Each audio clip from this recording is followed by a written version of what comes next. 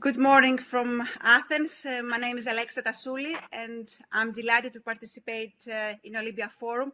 I'm disappointed that we couldn't be there in NSET Olympia. Everything was scheduled from the Embassy of the United States until yesterday to have on-the-spot conversation with the ambassador, but because of the instructions of the Ministry of the Civil Protection and because of the weather conditions, here we are online with the ambassador, Geoffrey Pyatt, who I welcome. Thank you, Ambassador, again for the privilege to have this conversation with you again online this time.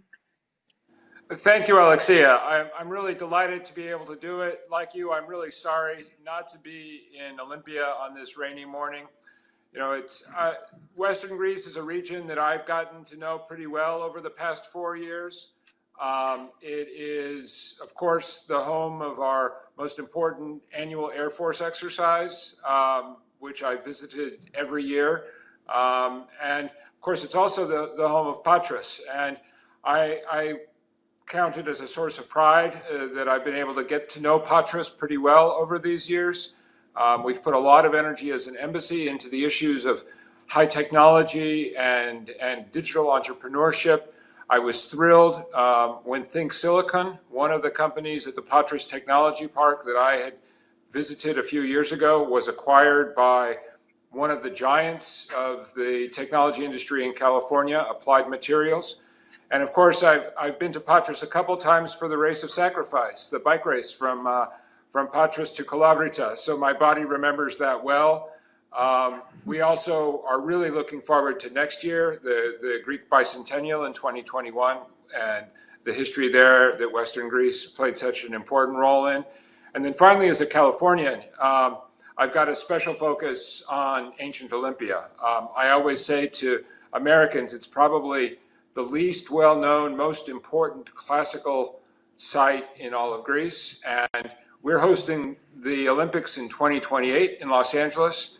And I'm very excited about building stronger links between ancient Olympia and my hometown of Los Angeles in Southern California as we approach that very important event in the history of my home state. So again, I'm delighted we get to do this again. Sorry we don't get to do it in person.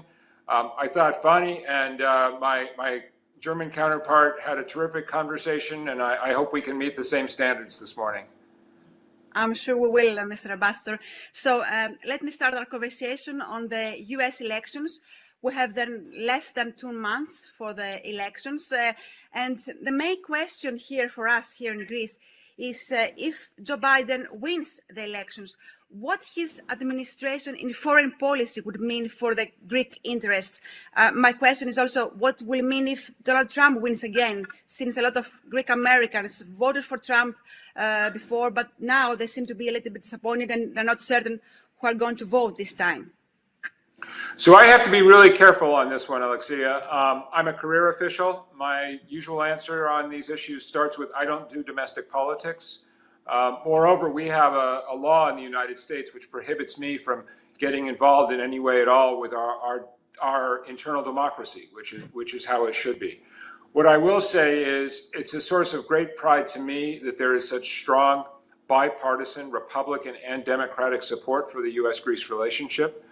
You saw that last year with the passage of the East Med Act, a very important piece of legislation that highlighted U.S. interests in the Eastern Mediterranean and the absolutely critical role that Greece and the U.S.-Greece relationship play in that regard. That, of course, was driven by Senator Menendez, but with extremely strong support from Senator Rubio. So we're in the happy situation where I don't think the outcome of the U.S. election is going to dramatically change U.S.-Greece relations one way or another. And here at the embassy, what we're committed to is continuing to work on these issues as hard as we possibly can to continue to drive the agenda forward, not paying a lot of attention to what happens in November, but continuing to put points on the scoreboard. And I think you'll see, even in the next couple of weeks, you'll see some more manifestations of that. Right, we hope so. So we don't expect any miracles because we say here, when a new administration comes in the United States, the foreign policy of each administration remains the same because US has also strong allies with our neighbor, Turkey. So I think a more important point, I think, is that the US-Greece relationship is grounded in interests. And I think when people ask me why have we been so successful over the past few years in US-Greece relations, I think a lot of it has to do with converging interests. A shared interest in seeing the countries of the Western Balkans continue to move towards Euro-Atlantic institutions, a shared interest in seeing energy issues in the Eastern Mediterranean be developed in a way that creates opportunity and prosperity for everybody. And I think it's very important that Minister Hatzidakis and Minister Dendias and, of course, the Prime Minister continue to say this at every opportunity. Nobody is looking to exclude one state or another. Rather, Greece, and this is very important, I think, Greece has been at the center of a web of cooperative relationships, whether it's the trilateral Greece-Israel-Cyprus, the trilateral Greece-Cyprus-Egypt, and now increasingly the interconnection of those webs of cooperation. So we're gonna focus on continuing to deepen those interests. We had a very important institutional development 2 years ago when we created the US-Greece Strategic Dialogue as a vehicle to bring together all the different pillars of our cooperation: energy, security, law enforcement, counterterrorism, economic growth, people-to-people ties. And that's one institution which I'm very proud of and has clearly taken on great importance as a way of bringing together the various efforts that our governments are engaged in and then putting a political impetus on top of them. And I think we're in a very positive situation right now because for both governments, there is at the senior-most level, from President Trump and from Prime Minister Mitsotakis, an absolute commitment to continuing to build on this relationship. And I think that's gonna continue. Turkey is an area where US and Greek relations converge. I think you and I have talked about this before. I think there is, among the NATO member states, there are few countries as closely aligned with the US as is Greece on the principle that we have to keep Turkey anchored in the West, that the worst outcome of all would be for Turkey to become untethered from Western institutions, from NATO, that we want to see Turkey remain on the path towards the European Union and towards European reforms. This is not going to be easy, and there have been some setbacks over the past few years. But that's certainly where our focus is going to remain. And I know from talking to the Prime Minister, the Foreign Minister, and others in the Greek government on this, there's nobody in Greece who wants to see the United States walk away from Turkey. You mentioned strategic dialogue, and I remember in the past that Greece has put an agreement on defense issues with the United States in part of the strategic dialogue. Now, at the same time, Greece is about to strengthen its armed forces by buying new weapon systems. Greece is about to acquire Rafales from France and new frigates. A new defense deal is about to be signed with France. How does the United States see all these decisions from the government, from the Greek government? We welcome these decisions. We want to see Greece, which is a strong and effective NATO ally. The United States has placed a particular emphasis on all of our NATO allies meeting their Wales commitment to spending 2% of GDP on defense. And Greece is one of the few NATO allies that consistently meets that target, and these new acquisitions will further that. Of course, part of my job is to support American exports and American companies, and we're doing very well on that in the defense realm, including, of course, the major F-16 upgrade program, the MH-60 Romeo maritime helicopters that the Prime Minister announced as part of his remarks in Thessaloniki will go to the United States. We have the P-3 upgrade program, and the United States is going to be very, very competitive on the initiative that the Prime Minister has launched for the 4 new frigates. In fact, next week, we are going to have a team from the US Navy here in Greece meeting with the Defense Minister, but also importantly, visiting the major shipyards in order to assess the prospects and the capabilities of Greek shipyards to be part of a co-production for these next generation frigates that the Prime Minister has committed to acquire. U.S. industry is and the U.S. defense industry is extremely competitive in Greece, in part because companies like Lockheed Martin and Raytheon have years and years of experience with co-production, with technology transfer, and they have the relationships with the Hellenic Ministry of Defense that puts us in a very good position. We're not going to win everything, and from that perspective, the Rafael acquisition that the Prime Minister announced is natural, and from an American perspective, it's also helpful because it further modernizes the Hellenic Air Force and enhances the capabilities that Greece has to serve as a good NATO ally and to advance our collective interests. It's exactly the same way we look at the German submarines, which have been part of escort missions for U.S. naval craft in the Eastern Mediterranean. That's how an alliance works. You mentioned your interest in shipyards, and I know that the investment in Syros in Oreo went very well. You were very satisfied. Should we expect soon any news about the investment, the American investment, either on Skaramaga or Elefsina? So the big news there is something that Minister Georgiadis talked about publicly the other day in his remarks at the Economist Conference. That is, on Monday, I will be welcoming here in Athens a very large U.S. delegation led by the CEO of our Development Finance Corporation, Adam Bollner, but including representatives from the NSC, from our Export-Import Bank, from the Department of State, and from the Department of Commerce. And they will all be here in furtherance of the two big Development Finance Corporation initiatives in Greece. The most mature of those initiatives is DFC's expression of interest in the Elefsina shipyard, jointly with the American company Onyx. Onyx, of course, has already taken over operational control of the shipyard, which is good for Greece and good for the Ministry of Defense, because it means that the torpedo boats there are closer to being completed and closer to being delivered to their Hellenic Navy customer. But Onyx has much bigger plans for Elefsina, which, much like the work that Onyx did successfully at Syros, is aimed at reviving the Greek shipbuilding industry and turning Elefsina into a major maintenance and construction hub for shipping, including LNG tankers and all kinds of other heavy ships that used to be serviced here in Attica, in an industry that had largely collapsed over the course of the decade-long crisis. So this is very exciting to me. I know it's a priority for the Prime Minister. I was glad to hear him talking about shipbuilding in particular in his remarks with Daniel Franklin at the Economist Conference. And I think it's important to the United States that this isn't just an area where Greece has long experience. It's also, the maritime domain is an area that's deeply woven into Greek history and Greek culture.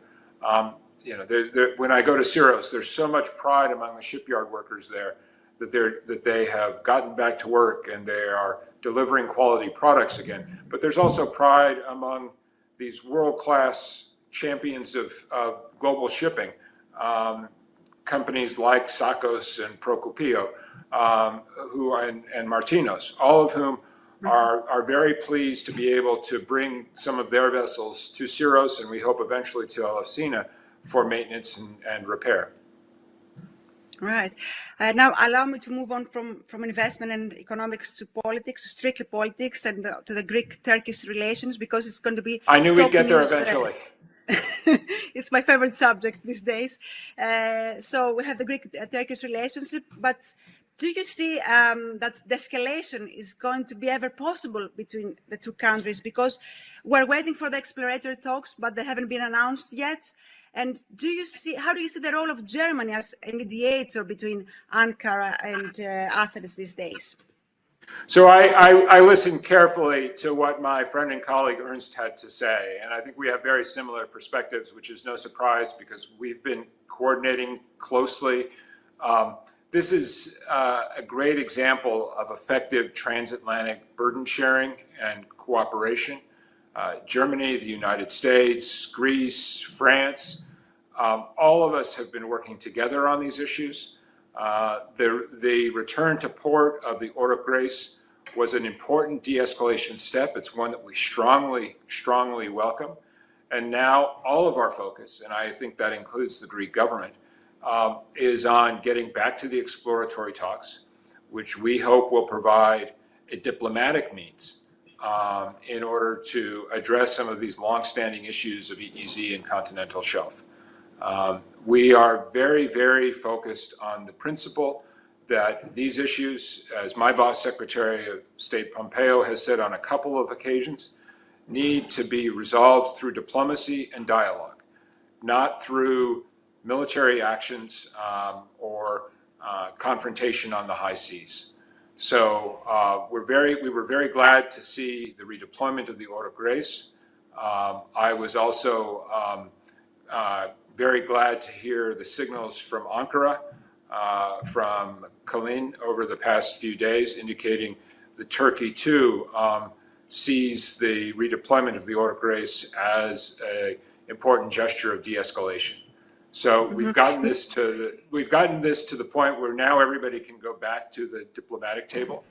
How that diplomacy unfolds is going to depend first and foremost on the two involved states, Greece and Turkey.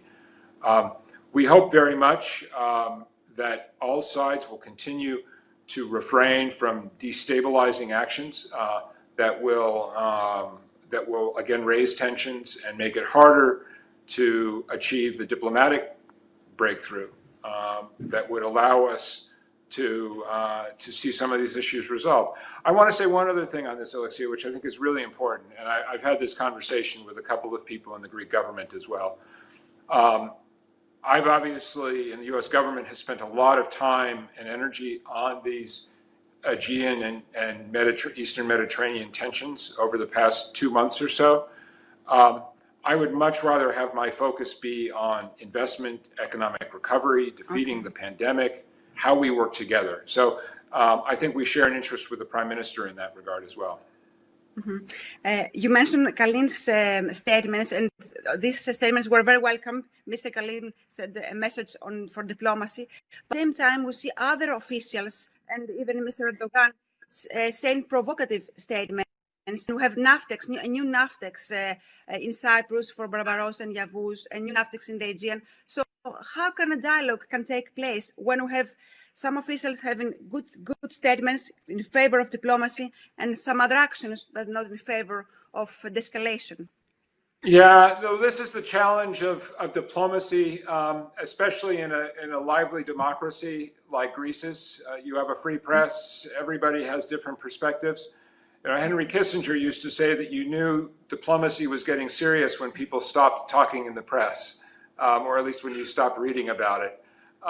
That's harder to do in these days of Twitter and hot takes where everybody's responding to hourly developments. But I will just, at this point, speak for the United States and speak for my conversations with the Greek government. I have absolutely no doubt that the Greek government, Prime Minister Mitsotakis, his cabinet are 100% committed to a diplomatic solution and are committed to the hard work and the compromises that will be necessary to see these issues resolved in a way that allows everybody to get the focus back to the economy, to the pandemic, to moving this region forward.